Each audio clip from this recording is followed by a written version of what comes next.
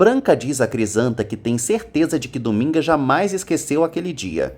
Crisanta tenta acabar com o assunto e mente que Dominga morreu. Branca não consegue esquecer o passado mesmo assim. Ela lamenta que os restos de sua filha estão por aí naquela cidade e que ela queria pelo menos poder deixar flores para a pequena. Enquanto isso, Esmeralda está inquieta. Ela diz que não consegue respirar na casa de Lúcio, que está muito abafada. Lúcio percebe que ela se sente numa jaula. Ela responde que a liberdade é muito da hora. Ele então sugere que ela aprenda a viver numa gaiola de ouro. Esmeralda diz que ele também poderia passear pela cidade e pergunta por que ele nunca sai. Lúcio responde que gente idiota o irrita e que os inteligentes como ele nunca sentem tédio, pois ele tem seus livros. Ele diz que a única companhia que gosta é a de Esmeralda e lembra que foi ele quem a ensinou um montão de coisas. Ela admite que Lúcio é um professor legal. Ele então diz que ela não nasceu para viver na miséria e que deseja que Esmeralda more na casa dele para sempre. Ele a acaricia e diz que até a beleza dela ela deve a ele. Lúcio lembra que ela quase morreu e que ele destruiu a própria existência para salvá-la. José Armando comenta com Branca que tentou ligar para Graziella, mas ela não atendeu. Ele diz que já está acostumado a ficar longe da namorada.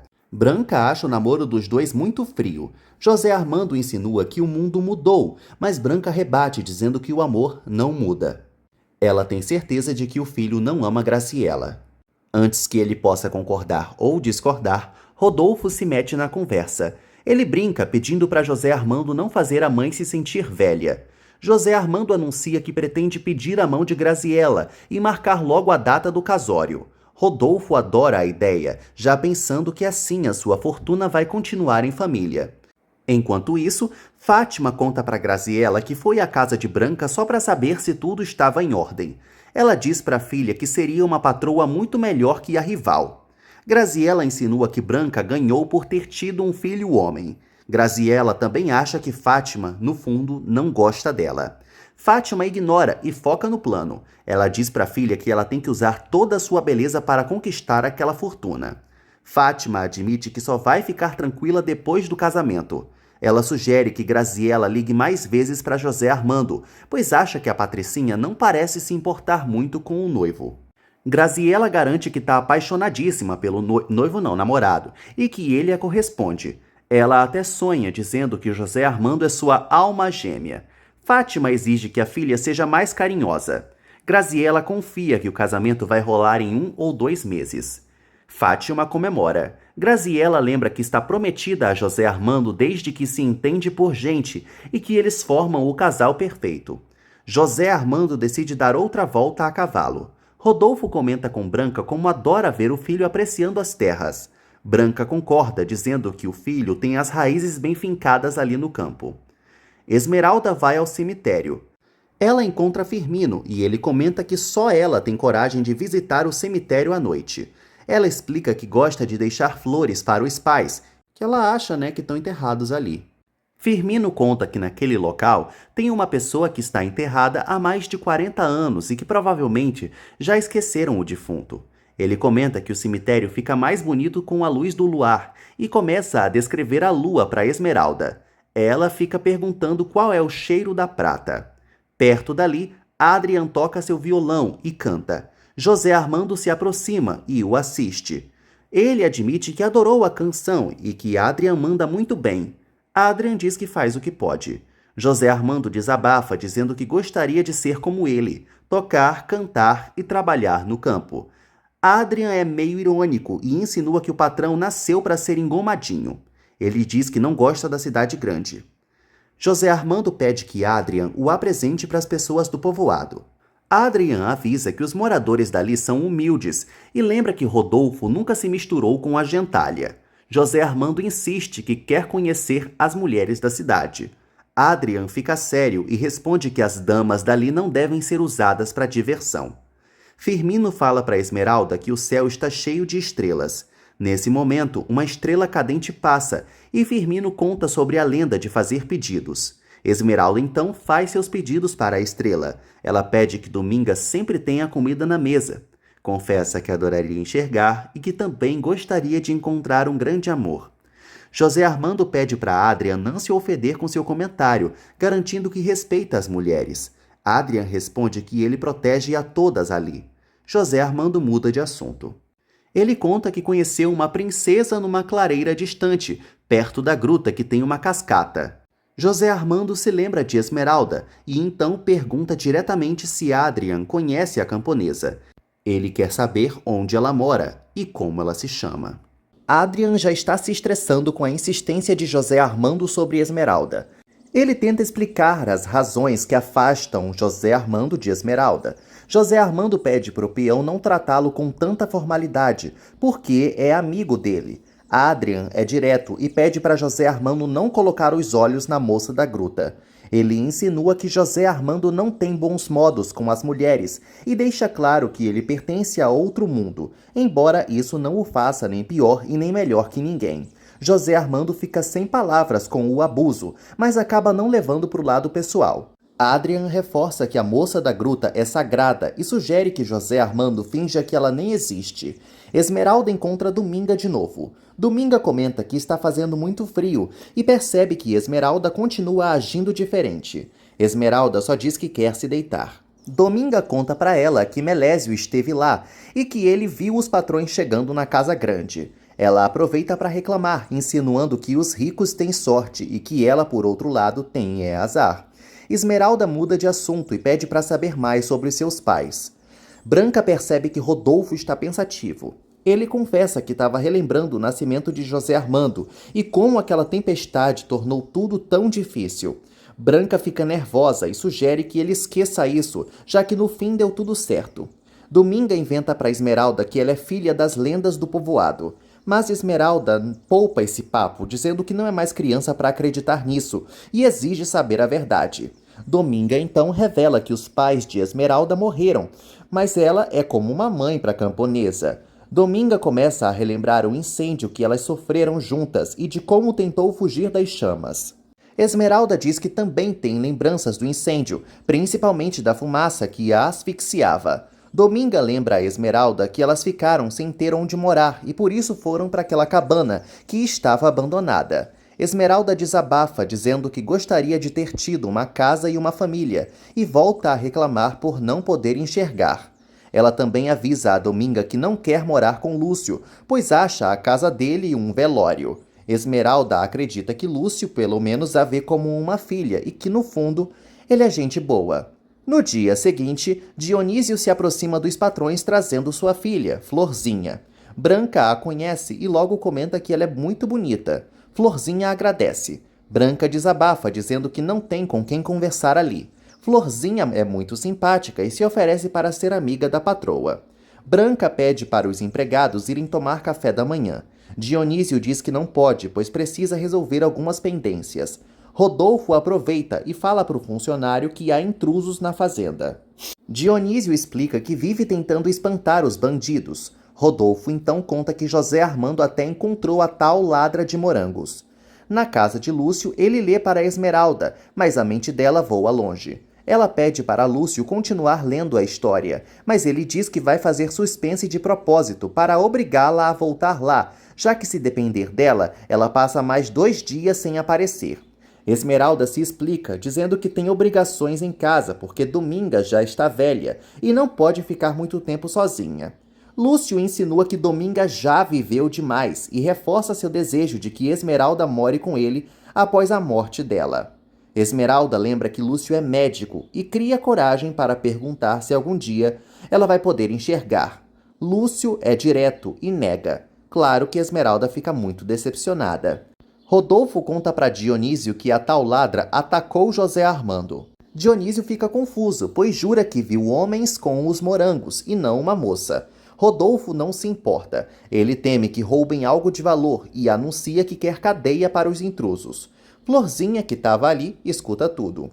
Rodolfo exige que Dionísio aumente a vigilância. O capataz então chama Florzinha para ir embora. Assim que eles saem, Branca não esconde que adorou a garota. Rodolfo não entende o comportamento da esposa. Branca admite que adoraria ter tido uma filha. Rodolfo chama a mulher de boba. Ela se defende, dizendo que as meninas são doces, diferente da maioria dos homens. Rodolfo avisa que não se arrepende nem um pouco de ter torcido horrores para o filho ser menino e que teria sofrido uma desilusão terrível se tivesse nascido uma menina. Branca pensa que Rodolfo jamais pode descobrir o que de fato aconteceu.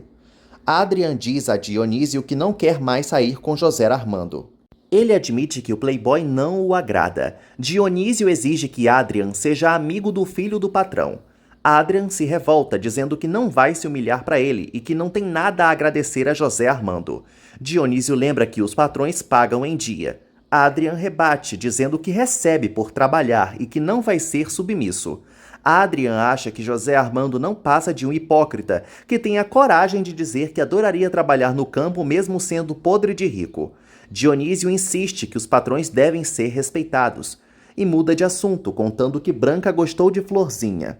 Adrian continua irritado e comenta que os patrões acham que os funcionários são palhaços, que devem servir de distração.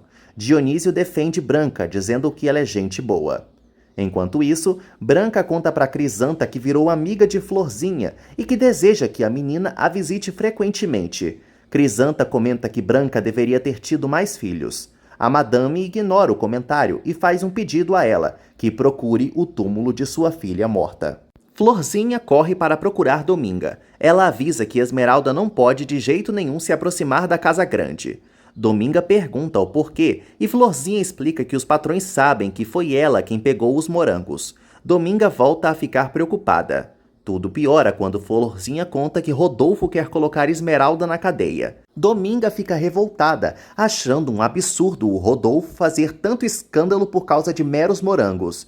No calor do momento, ela deixa escapar que Esmeralda tem direitos. Florzinha não entende nada e Dominga desconversa. Branca diz a Crisanta que também deseja visitar a sepultura da verdadeira mãe de José Armando. Crisanta diz que a filha biológica de Branca voou para o céu. Branca começa a especular como seria a garota. Ela imagina que a menina teria crescido feliz, que seria doce e carinhosa. Enquanto isso, Esmeralda aparece cheirando as plantas. Crisanta sugere que Branca pare de sofrer com isso, mas a madame insiste e pergunta como era a filha dela fisicamente. Crisanta mente, dizendo que nem viu a criança. Ela lembra que Dominga foi quem agasalhou a pequena e que ela estava ocupada com o castiçal por causa da falta de luz. Ela reforça que a menina já estava morta. Branca não se conforma. Crisanta tenta mais uma vez, dizendo que José Armando já basta, mas Branca concorda que ama o filho, porém, nunca pôde nem sequer acariciar a própria filha. Ela então implora para Crisanta investigar onde a menina foi enterrada, pois deseja rezar pela filha e levar flores ao túmulo. Melésio se aproxima da fazenda, tentando ser o mais discreto possível. Ele vê a cozinheira lá dentro e continua andando na ponta dos pés sem ninguém perceber. Ele dá uma espiada na cozinha, o cheiro da comida tá bom e ele tá morrendo de fome. Melésio percebe que alguém está chegando. No susto, ele se joga no chão. José Armando aparece segurando uma arma. Melésio fica apavorado e já grita que não ia roubar nada. José Armando o acalma, dizendo que não vai lhe fazer mal. Melésio explica que só estava sentindo o cheiro da comida. José Armando percebe que ele está mesmo com fome e decide alimentá-lo. Melésio se aproxima do gostosão e conta que o chamam de bobo. José Armando diz que já ouviu falar sobre ele. Melésio pergunta se ele é o patrão e conta que já tinha lhe visto de longe. Melésio até solta um elogio, dizendo que acha que José Armando deve ter uma namorada bonita. Ele dá uma moeda para Melésio, que se anima. José Armando explica que a espingarda até solta fogo, mas que não estava carregada. Melésio então conta que estava com sua rainha lá na montanha quando escutou o tiro mais cedo e admite que, no susto, deixou a amiga sozinha e que agora a sua rainha tá brava com ele. José Armando logo supõe que a amiga do bobo é a moça da gruta. Melésio confirma.